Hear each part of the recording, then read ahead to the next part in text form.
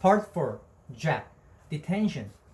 Some things you just can't explain. You don't even try. You don't know where to start. All your sentences would jumble up like a giant nut if you opened your mouth. Any words you used would come out wrong. Jack, this is very, very serious, Mr. Tushman was saying. I was in his office, sitting on a chair across from his desk and looking at this picture of a pumpkin on the wall behind him. Kids get expelled for this kind of thing, Jack. I know you're a good kid and I don't want that to happen, but you have to explain yourself. This is so not like you, Jack, said Mom.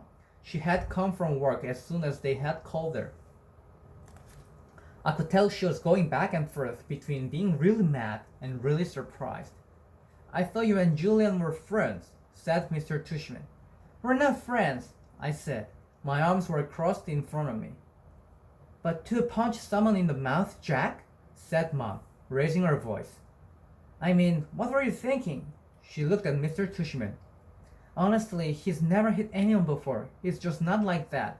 Julian's mouth was bleeding, Jack, said Mr. Tushman. You knocked out a tooth. Did you know that? It was just a baby tooth, I said. Jack, said Mom, shaking her head. That's what Nurse Molly said. You're missing the point, Mom yelled. I just want to know why, said Mr. Tushman, raising his shoulders. It'll just make everything worse, I sighed. Just tell me, Jack. I shrugged, but I didn't say anything. I just couldn't. If I told him that Julian had called August a freak, then he'd go talk to Julian about it. Then Julian would tell him how I had bad mouth August too. And everybody would find out about it. Jack, said Mom. I started to cry. I'm sorry. Mr. Tushman raised his eyebrows and nodded, but he didn't say anything. Instead, he kind of blew into his hands, like you do when your hands are cold.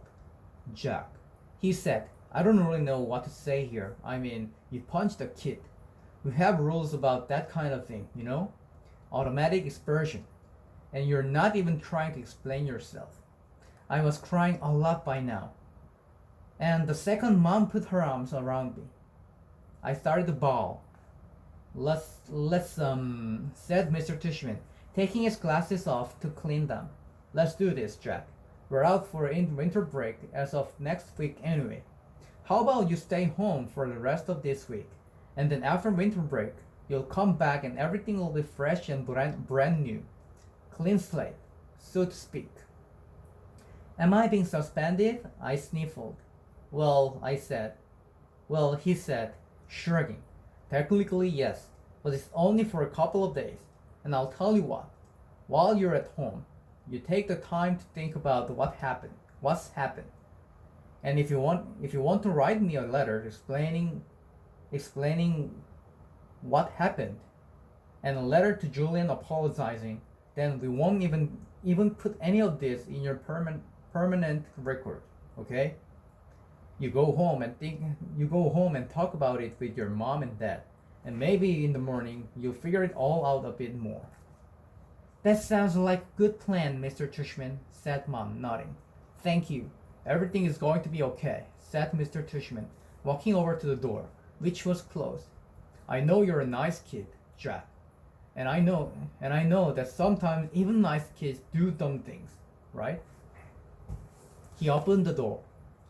Thank you for being so understanding, said Mom, shaking his hand at the door. No problem. He leaned over and told her something quietly that I couldn't hear. I know, thank you, said Mom, nodding. So, kiddo, he said to me, putting his hands on my shoulders. Think about what you've done, okay? And have a great holiday. Happy Hanukkah, Happy Christmas, Happy Kwanzaa. I wiped my nose with my sleeve and started walking out the door. Said thank you to Mr. Tushman, said Mom, tapping my shoulder. I stopped and turned around, but I couldn't look at him. Thank you, Mr. Tushman, I said. Bye, Jack, he answered. Then I walked out the door.